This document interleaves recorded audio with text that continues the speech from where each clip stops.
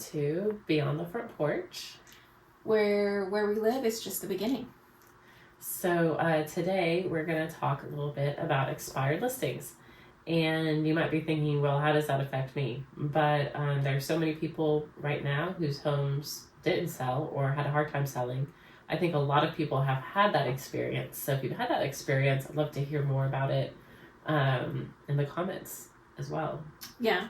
So expired, that's when somebody puts their house on the market, maybe with an agent or maybe, as a for sale by owner.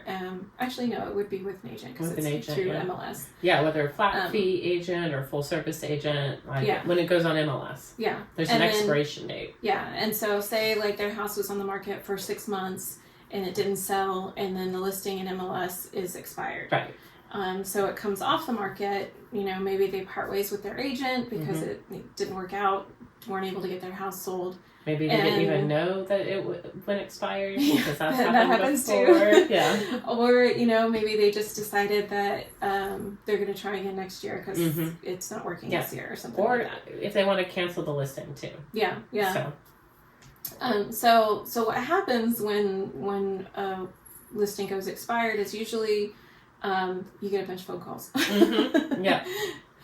From agents. And I've done it. Yep. I've called expired. It's a great way to get business. Yeah. But these poor people are getting 40, 50s, especially early January, when all the agents have the New Year's resolutions of I'm going to work expired listings. I'm going to make my calls. Right. So we cannot call people on the do not call list. Yes. So I always tell my clients, if we're getting close to expiration, hey, it can take a few weeks to get on the do not call list. If you're wanting to take your home off the market, get on that list, because we cannot call somebody on the do not call list. Yeah. And I would say don't only put your phone numbers, put your children's phone numbers on the do not call list, et cetera, because when those systems create these call lists, they put everyone associated with that address. Somebody who rented the house 5 years ago, they're on that list. Yeah. And anybody that's associated with you as the owner of that address, it'll send out. I remember I was calling one time and I got, I think it was the guy's mother. Yeah. Or it was the guy, I can't remember. It was either way. But I ended up talking to the mom, and she was like, we were like, what? Why are you calling? Yeah. Why is he getting this message? Right. Yeah, and so his number may be on the do not call list, but her number isn't. Yeah. And I had a son, be like, oh yeah, you want my dad's number? Here it is, And he was super nice and friendly and everything. But sometimes it's, I've gotten the emergency center, I've gotten the 7-Eleven, and they're like, again. Gotten doctor's offices, and then I've gotten people where I'm trying to explain to them, oh, get your phone number on the do not call list, and they've hung up on me. Yeah. If your home is expiring, or if you're thinking about listing your home even, just go ahead and put your number on the do not call list and everybody in the house, because that'll save you a lot of headache. You do have to update it every year. So if somebody calls you and you're like, I thought I was on the do not call list, and it may not be updated. Yeah. So a lot of people that I call are like, no, it's up for sale. I'm like, well, actually at midnight last night, it did come off the market. And it's really shocking how many people, their agent didn't tell them that their home was expiring. And so now we could talk about what are some of the reasons a home expires? What are some of the reasons why a home doesn't sell? So, sometimes it's just because the agent is not paying attention to when their listings are expiring. Yeah, it's true. It's like they did a 3-month contract or something like that, or 30 days or something. Yeah, and then they forget. And there's a thing in our system. It says, "Hey, you have 2 listings expiring in the next 14 days." You're getting emails reminding you. There's really no excuse. No, not really. But It happens. I check my email so religiously. I'm like, how did you miss that? I know. But it happens. I know. I've had it to where it's come close, and then I'm like, oh yeah, I need to do that. I do put things off sometimes. Yeah. Because you're busy around the holidays or whatever. But no, it's pretty important to keep a track of something like that. And I think that a lot of the reason why homes expire is because of an inexperienced agent, whether that is with pricing, initial pricing, or marketing. But usually price is the biggest, because that's the easiest one to fix, and it's also one of the easiest ones to mess up. Yeah. Especially on some homes. Like, I've seen some homes where I'm like, oh, you used new construction as your comps. You didn't use the homes that in the neighborhood that sold by an actual owner. You were looking at the homes that the builder sold, the brand new shiny homes, you know. That's one of the hardest, is when you've got an older home in a neighborhood that's being built. That's a year or two old, and why does somebody want a year or two old home when they can just go buy a brand new home with 10,000 closing costs and new blinds interest and rate, better interest rate, a 1-year warranty on everything. Yeah. Yeah.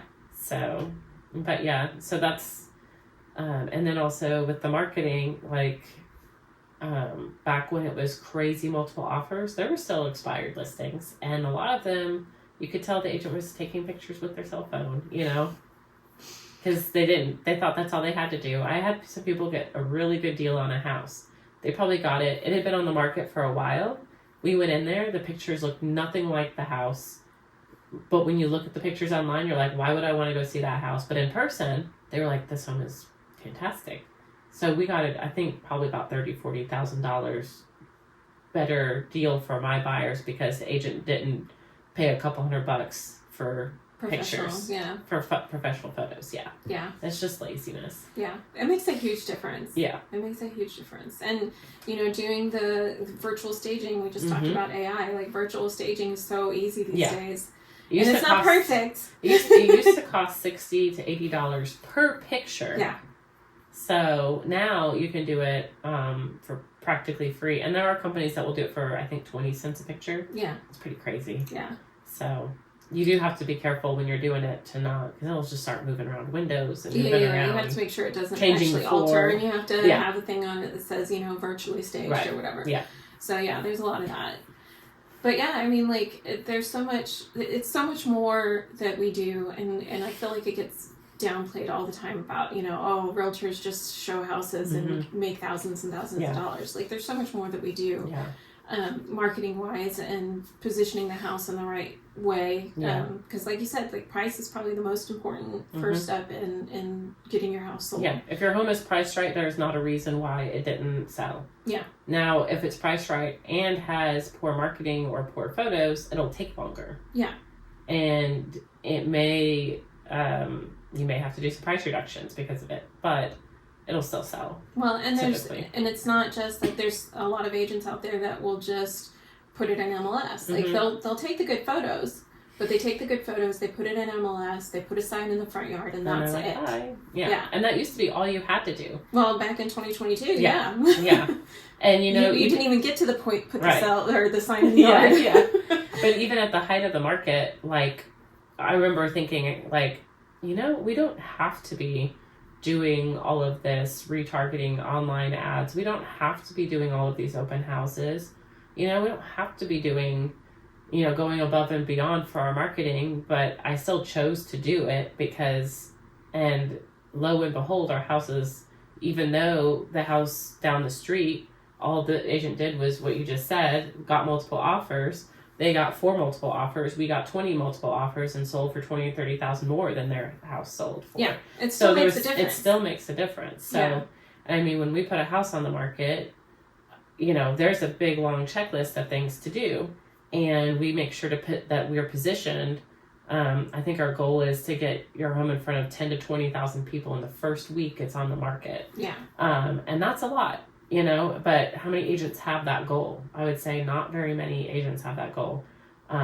We just added in 3D tours. So, and that's been really great on our listings. And it does the tour inside and outside, which I think is great. Yeah. You said, like, you have a listing coming up that has, like, acreage. Yeah, 3 or 4 acres. And they're going to go to all the different points on the property where you can, like, basically do a walking tour on your computer and see the whole land.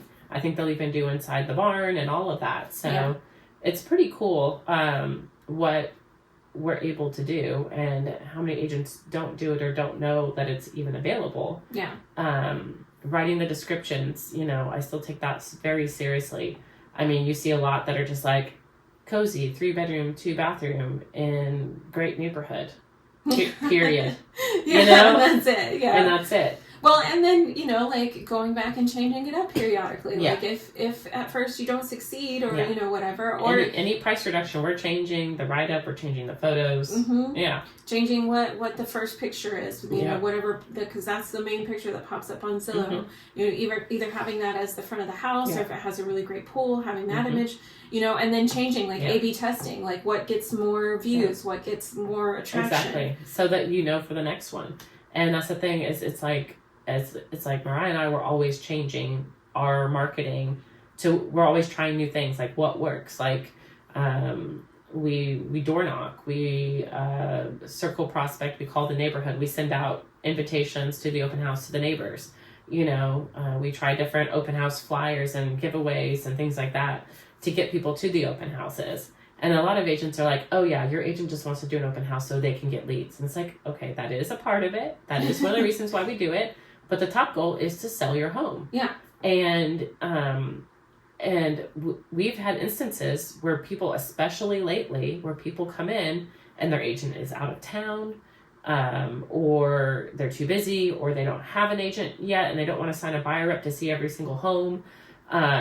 They come in and they look at the home, and we've gotten offers from people from the open house. Yeah. So that happened with Driscoll and Longhorn. Longhorn, I think we had 2 people come to the open house and both of them wrote offers. That happened with Alderbrook. Yeah.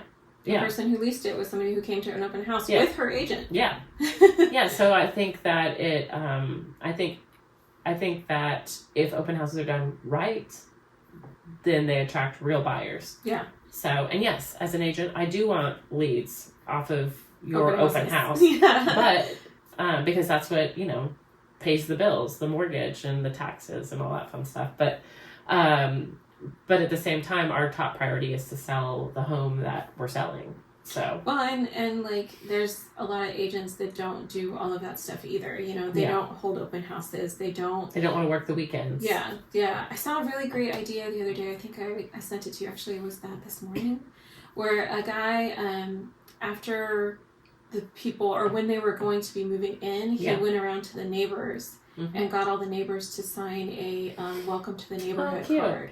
So, I guess that's more marketing. I was like, that doesn't really help to sell the house. But, you know, it's things like that, thinking outside of the box, that's considering above new and beyond. ideas, and going above and beyond and all that kind of stuff. His goal was to, you know, like talk to the neighbors. He got, you know, several neighbors that said that they were thinking about selling their house and stuff like that. How much did that one sell for? You know, type things. So, yeah. But yeah, I mean, the marketing and stuff like that really makes a difference. And you know, like that's why, like, we would love for you to work with us, but like if you're not going to work with us, at least, you know, interview a couple of different agents, figure out what their marketing is going to be. Yeah, because it really does matter, and you don't want to be an expired listing. Yeah, because your house is going to likely sell for less than if you would have just sold the first weekend on the market. Yeah, because that's our goal. The average time on the market, I think, is like 65 days right now in our area. And we're selling homes on average 3.5 times faster than the average agent. So I think our average time on the market is like 15 to 20 days or something like that. And that matters. The faster you sell a house, the higher price it sells for. The longer it sits, the lower price it's going to sell for, no matter where you started in the pricing. Yeah. So. Yeah, and those are the things, like even if an agent, you interview an agent and they come in and they talk to you and they give you this huge spread about how, you know, we're going to do all of this marketing. Go back and research them. Look at previous reviews of them and stuff like that. Ask for their numbers. Ask for their numbers. See if people, if they, because I've seen agents who, you know, give you the book that says that they're going to do all this stuff, give you the presentation, and then you never hear from them. They never do it. Yeah. Yeah. So, and ask for references. Like, that's something that I tell people when I go on a listing appointment. I'm like, I can give you references of the last few people I helped sell their home. So just let me know if you want that. And our clients are happy and ready to talk great things and answer questions about us, you know. And then ask for the numbers, because I actually really respect that when I go into a listing appointment. They say, so how so compared to the market, what is your how much do you sell your homes for, and how long does it take compared to the average agent? And you know, I pull those numbers every year, but I've gotten to the point where it's like, I know, I'm like, okay, well, We sell our homes for 5% more than the average agent, and we sell our home 3.5 times faster. And then I say, but let's go ahead and look at, your neighborhood. What are my numbers compared to your neighborhood? And I'll pull up everything right then and there, and we'll do it together, and it's pretty fun and a little, I'm like, oh, I hope they look good, but yeah, right. they always do, but it's, and it shows that the neighborhood too, and it's like when you can show, like when I go to a listing appointment and Idiot Sell, I say, I've helped people buy and sell 150 homes, over 150 homes in this neighborhood over the years, and they go, wow, that's awesome, you know this neighborhood. And I know the type of people that we want to attract. I know the type of marketing that will attract those people. And you really need to interview your agents. So don't just use a family member because they just got their license and you really want to help them out, unless you really want to help them out. Because that is really nice. And, I always recommend new agents get on a team, because then that new agent has a team backing them, and then they can list your home and have a team marketing things, all of the things that we offer behind them, and a mentor too. Yeah, and a mentor. Yeah. But don't just use the cheapest person out there. Don't just the flat fee listing where they just put your stuff in MLS, and then we basically are negotiating directly with the seller, which is totally against fiduciary duty and all of that. Those are fun. Yeah. And usually the seller's taking the photos, and again, you can get a really good deal for your buyer that way. Yep. So how listings become expired, sometimes it's just bad market timing too. And I would, again, put that back on the agent for not communicating it directly, unless it's someone that really needs to sell for a move, relocation, that type of a thing. But then you got to price it correctly to move the house. Quickly. Because the seller's very motivated. You can't just price it up high and say seller's motivated, and hope somebody comes along. Which I've seen. So and if you want to try a price higher than what your realtor recommends, be aware you could become an expired. Yes. I mean, we've seen that too, where people are like, well, this house sold for this much and this house sold for this much, so I want to try and sell my house for this much. And you're like, well, that house had a pool, and that house had a really cool outdoor patio area, and it was bigger, and it was, you can... But if the seller really wants to try that price, and it's for us, if a seller's insistent on trying that price, it's like, okay, we'll try that price for a week. And if we get no showings in that week, or feedback that it's overpriced, then we're going to bring it down, and you get that agreement ahead of time. Because we have a whole rubric that if your home is on the market and no showings, it means it's very overpriced. If it's had showings but no offers, it's slightly overpriced. We have a whole thing with that. And it's a proven thing. It's not like we're just pulling that out of our butts. It's a proven thing, and that's why having a realtor with experience is important too, because we've seen it over and over again too. Because there are a lot of realtors that have been in the business that have the experience, but they're not learning new things. There's that too. That goes back to us, constantly looking at new ways to promote and stuff like that, and social media and all that new stuff that's come on. I know agents that are older that, are like, oh, why change? Don't change what's not broken. And it's like, well, everything else is changing around. So. there is a reason. There's a lot of things that go into expired, and then it's a challenge when you're relisting an expired, because you have to make it look new and exciting after it's been on the market for a while. So we'll usually go a little bit above and beyond on staging and our marketing, and to really push it out there, because it takes that extra push to get past the people that have already seen it. Well, and there's certain things that you can do with an expired, because an expired is always going to have that stigma of what's wrong with it. It didn't sell before, so what's wrong with it? Why did nobody want it? There must be something wrong. But you make sure that if they did do professional photos, you make sure that you take your professional photos from a different angle at the front of the house, so that it looks different, so that people aren't like, oh yeah, I've seen that one. That one's been on the market forever. There's things like that that you can do. The kitchen or the backyard or something that is really cool about the home. You put that as the first picture. Instead of just the front. And then, go above and beyond on the open houses, because the neighbors have been seeing those open house signs if the agent's been holding them open. Yeah. So, you really push it out there on social media and make sure that's advertised well in advance. Yeah. Yeah. And maybe do a giveaway, like we'll give away like $50 gift card or something to get people to show up. So, and to get more of the neighbors out. And people are like, well, why do you want the neighbors out? Well, a lot of neighbors, they know people. They have people that come to their neighborhood. People know where they live, and they go, oh man, there's this really cool house for sale in my neighborhood. I was just at the open house. Mm-hmm. You want that. Mm-hmm. You want them talking about your house. Yeah. Yeah. So. Or there's a lot of people who are moving closer to parents, or parents moving closer to their kids, or whatever, families and stuff like that. They're like, oh, this really great house just came available in my neighborhood. You can live right down the street. Yeah. Like, wouldn't that be awesome? Yeah. So yeah. I had someone from Washington call me that said, I want this house. It's right next door to my best friend. Mm-hmm. Okay. Let's go look at it. Okay, but go ahead and write up the offer. Okay. We'll do that. I've had, different houses and stuff like that, especially ones where I do multiple open houses for them and stuff like that. I've almost always have a neighbor that comes in that's like, yeah, we're looking for my kid, we're looking for my sister, we're looking for, my parents, or they want to move close. Or we love this neighborhood and we're looking at downsizing or upsizing, Yeah. And I mean that almost every single time I have neighbors come in and say stuff like that. Same. So it is like getting the neighbors in is an important part of the whole marketing process. For sure. Yeah. All right. So anything else you want to talk about? Nothing I can think of. Right. Cool. Well, thank you for joining us again for another episode of Beyond the Front Porch. And if you would like to follow us along as we talk about more things, real estate or whatever related, be sure to like and subscribe, and we'll see you next time. Thanks.